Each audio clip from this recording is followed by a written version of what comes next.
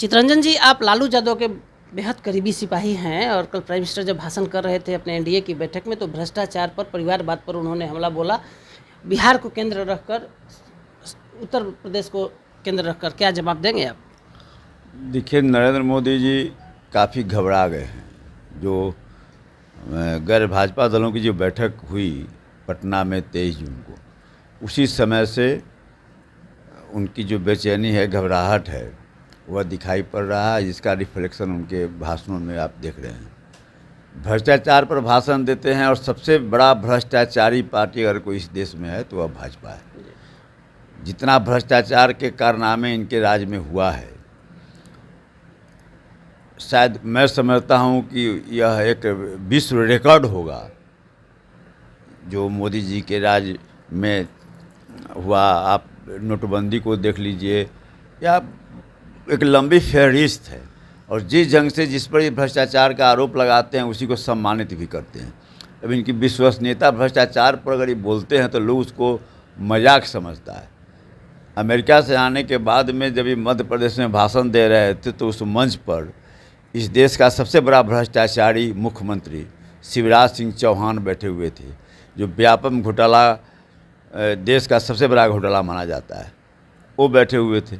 और उस पर भ्रष्टाचार पर लंबी चौड़ी तकरीरें दे रहे थे माननीय प्रधानमंत्री जी। 70,000 घोटाला का आरोप लगा रहे थे जिस अजीत पवार पर। उसी अजीत पवार को 2 दिन के बाद आप डिप्टी सीएम बनाते हैं। जिन लोगों पर आप भ्रष्टाचार का आरोप लगा रहे थे, सारे को आप जो है सो महिमामंडित करते हैं मंत्री बनाकर। जो हेमंत बिश्व शर्मा है आसाम के मुख्यमंत्री, कभी उनके खिलाफ में भ्रष्टाचार पर मोटी किताबें छापकर भाजपा के लोगों ने लोगों के बीच में बांटने का काम किया था और आरोप लगाए थे, तो उनको मुख्यमंत्री बनाए हैं। चुनाव में जिस संगमा के खिलाफ वहाँ पर लंबी चौड़ी तकरीरें दे रहे थे, सबसे बड़ा भ्रष्ट व्यक्ति बता रहे थे, उसके साथ सरकार वहाँ पर बना ली हैं। तो भ्रष्टाचार पर जब ये बोलते हैं तो लोग उसको एक माने माखौल के रूप में देखता है।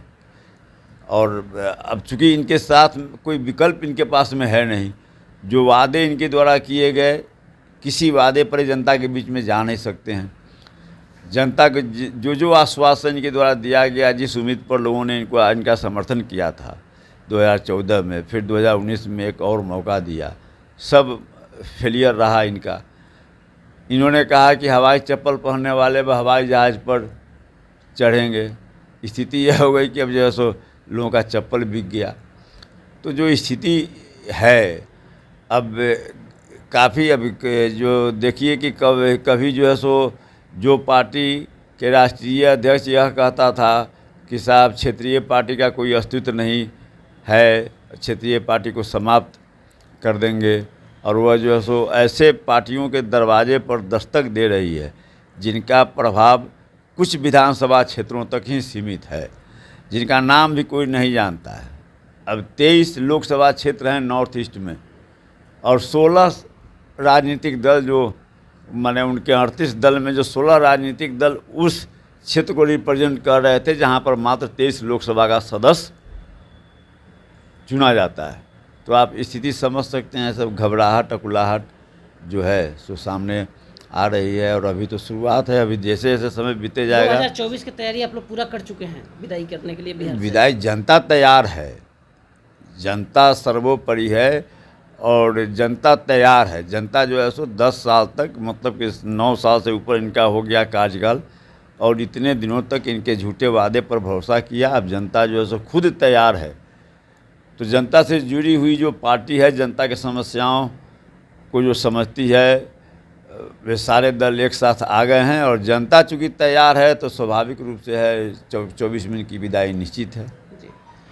तो प्राइम मिनिस्टर नरेंद्र मोदी ने जो भाषण दिया था एनडीए की बैठक में, उसका चितरंजन गगन ने पटना से जवाब दे दिया। हमारे सहयोगी सनी मिश्रा के साथ कौशलेंद्र, पटना से।